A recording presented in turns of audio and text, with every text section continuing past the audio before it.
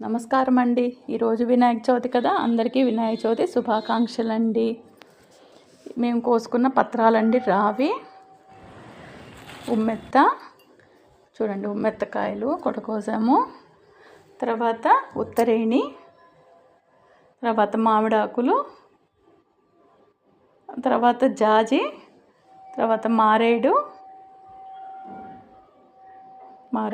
కోసం. ఇది ఏనుగు చెవుల ఆకులు అంటారండి, అది. ఇవి రేగి,